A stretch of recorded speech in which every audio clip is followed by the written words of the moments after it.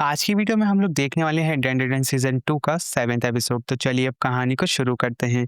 जैसा कि हमने लास्ट एपिसोड में देखा था, मोमो एक जगह पे काम पे लग गई रहती है और ये वाली बात ओकारुन को नहीं पता रहती।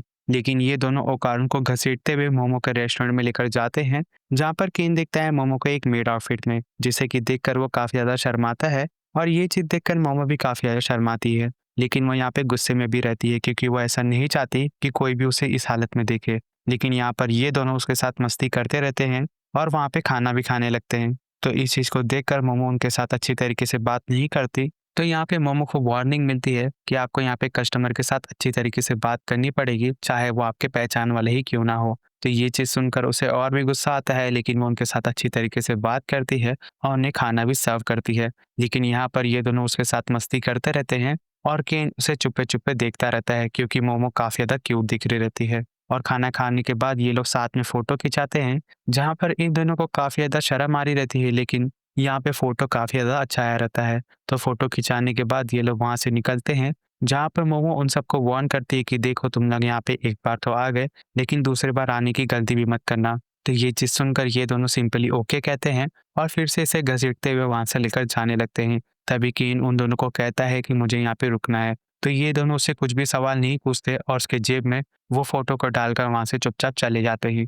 तो केन को वहाँ पे रुका हुआ देखकर मोमो उससे पूछती है, जहाँ पर केन उसे कहता है कि मैं तुम्हारे साथ ही चलूँगा। लेकिन मोमो उसे समझाती है कि उसे काम करके आने में काफ़ी ज़्यादा देर हो जाएगी, तो वो मेरे लिए ना रुके, सीधा घर चले जाए। लेकिन केन यहाँ पे तभी भी नहीं मानता और कहता है कि मैं एक लड़की को इतनी रात तक अकेला नहीं छोड़ सकता। लेकिन मोमो उसे समझाती है कि मेरे पास स्पेशल पावर है, तो मेरी चिंता ना करे और सीधा घर जाए। तो केन उसकी बात मानकर वहाँ से चला तो जाता है और मोमो यहाँ पे अपना काम करने लगती है। लेकिन जब उसकी छुट्टी होती है तो वो बाहर आके देखती है कि काफ़ी ज़्यादा रात हो चुकी है और आस-पास बहुत कम लोग हैं। तो ये चीज़ देखकर वो केन को अगल-बगल में ढूँढती है, लेकिन केन उसे कहीं पे भी नहीं दिखता। तो उसे ऐसा लगता है कि केन सच में घर चला गया और वो इतना सोच के जैसे ही एक कदम बढ़ाती है, तभी वो देखती है कि केन उसके सामने से भागता हुआ आ रहा है और उसे अपना हाथ देते हुए कहता है कि चलो साथ में चलते हैं। तभी यहाँ पे केन को रियलाइज़ होता है, तो वो अपना हाथ पीछे ले लेता है, जहाँ पर मोमो उसका हाथ सामने से पकड़ती है और कहती है कि चलो साथ में चलते हैं। और यहाँ पर इन दोनों ने हाथ क्यों पकड़ा रहता है, क्योंकि यहाँ पे ठंड थोड़ी-सी ज़्यादा रहती है।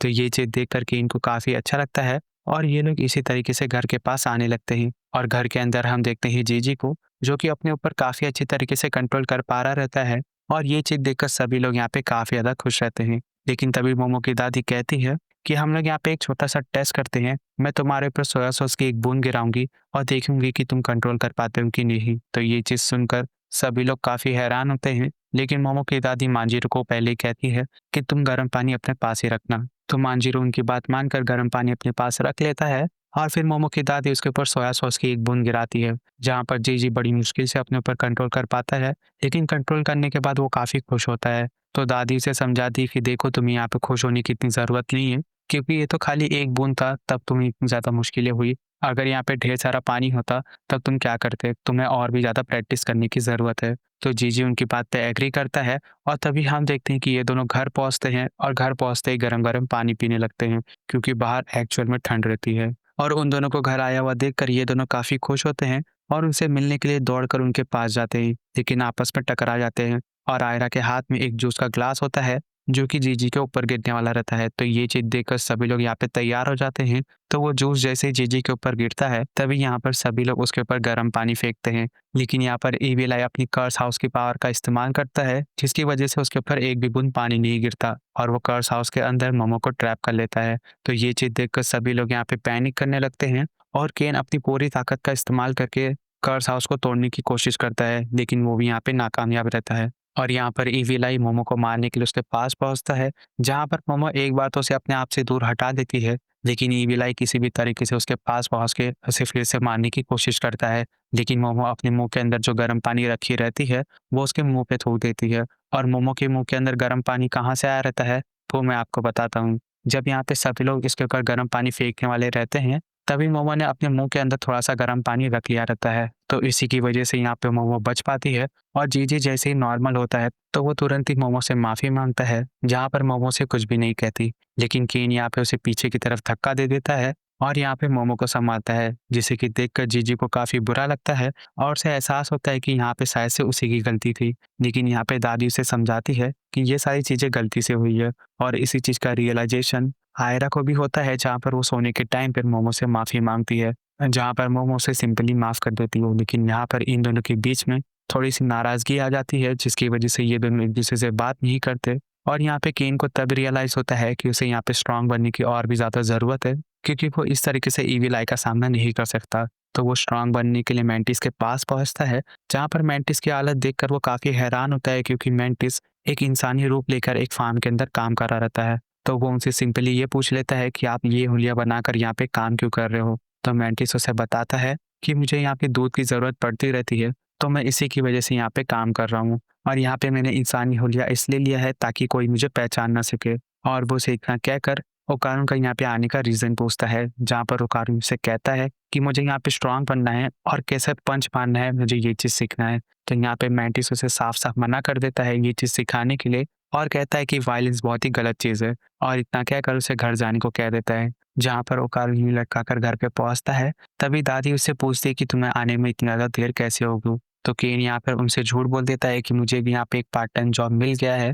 जैसे कि सुनकर दादी उसे कुछ भी नहीं बोलती, लेकिन वो यहाँ पे नोटिस कर लेती है कि इन दोनों के बीच में थोड़ी-सी अनबन हो गई है। तो वो यहाँ पे मांजिरो के साथ बात करती है, जहाँ पर मांजिरो सजेस्ट करता है कि उन्हें हायाशी को वापस बुला लेना चाहिए और रिचुअल को भी वापस करना चाहिए, क्योंकि वो लोग हर टाइम इतनी ज़्यादा चौकन्ना नहीं रह सकते। तो यहाँ पे दादी उसकी बात पे एग्री तो करती है और वो हायाशी को बुलाने को पहले तो मना करती है, क्योंकि वो ऐसा नहीं चाहती कि जीजी को यहाँ पे ज़रा से भी प्रॉब्लम हो। तो ये चीज़ सुनकर मांजिरो भी उनकी बात पे एग्री करता है और वो भी चाहता है कि जीजी को यहाँ पे कोई भी प्रॉब्लम ना हो, लेकिन जो चीज़ इम्पॉसिबल है, वो चीज़ इम्पॉसिबल ही है, क्योंकि वो लोग ईविल आई को इतनी आसानी से कंट्रोल नहीं कर सकते और वो इतना कहकर वहाँ से चला जाता है। तो ये चीज़ सुनकर उन्हें थोड़ा-सा बुरा तो लगता है, लेकिन वो भी यहाँ पे कुछ नहीं कर सकती और तभी हम देखते हैं केन को, जो कि बाहर आकर पंच मारने की कोशिश कर रहा रहता है। तो ये चीज़ देखकर टर्बो ग्रैनी उससे पूछती है कि ये तुम क्या कर रहे हो? तो केन उन्हें बताता है कि मैं यहाँ पे पंच मारने की कोशिश कर रहा हूँ ताकि मैं यहाँ पे स्ट्रॉन्ग बन सकूँ और जब मैं स्ट्रॉन्ग बन जाऊँगा तो मैं ईविल आई को अपने आप से कंट्रोल कर लूँगा।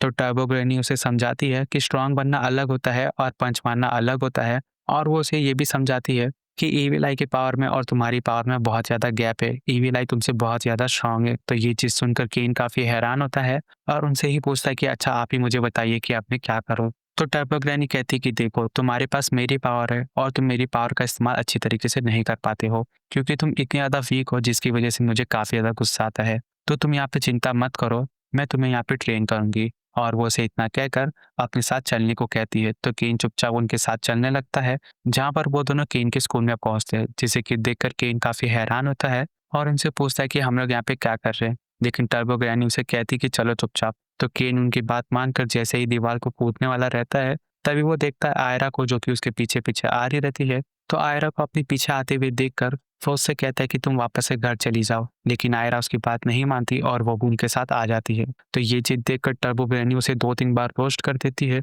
जिसकी वजह से यहाँ पे आयरा को गुस्सा आ जाता है और वो टर्बो ग्रैनी के साथ हाथापाई करने लगती है। लेकिन यहाँ पे केन उन दोनों को शांत कराता है और फिर आयरा को बताता है कि वो यहाँ पे स्ट्रॉन्ग बनने के लिए आया है। तो आयरा उससे कहती है कि हाँ, मैं भी यहाँ पे स्ट्रॉन्ग बनना चाहती हूँ, तो मैं भी तुम्हारे साथ ही रहूँगी। तो ये चीज़ सुनकर टर्बो ग्रैनी उसे कुछ भी नहीं कहती और वो उन दोनों को म्यूज़िक रूम के अंदर लेकर जाती है, जहाँ पर वो पियानो के ऊपर एक रिदम को प्ले करती है और वो केन को कहती है कि तुम इसके ऊपर जंप करो। तो केन उनकी बात मानकर उसके ऊपर जंप करता है, लेकिन उसे यहाँ पे कुछ भी समझ में नहीं आता। तो टर्बो ग्रैनी उसे समझाती है कि ये जो तुम रिदम देख रहे हो, ये तुम्हारी रिदम है और ये वाली ईविल आई की, जिसका कि मतलब ये है कि ईविल आई तुमसे काफ़ी ज़्यादा फास्ट है, क्योंकि जब तक तुम खाली एक बार जंप करते हो, तब तक ईविल आई 4 बार मूव कर चुका रहता है। तो ये चीज़ सुनकर केन काफ़ी हैरान होता है और वो टर्बो ग्रैनी के ऊपर ही सवाल उठा देता है कि क्या वो आपसे भी ज़्यादा फास्ट है? तो टर्बो ग्रैनी कहती है कि नहीं, मैं उससे काफ़ी ज़्यादा फास्ट हूँ, लेकिन तुम काफ़ी ज़्यादा वीक हो, जिसका कि मतलब ये है, तुम्हारे पास पावर रहते हुए भी तुम उसका अच्छी तरीके से इस्तेमाल नहीं कर पाते हो।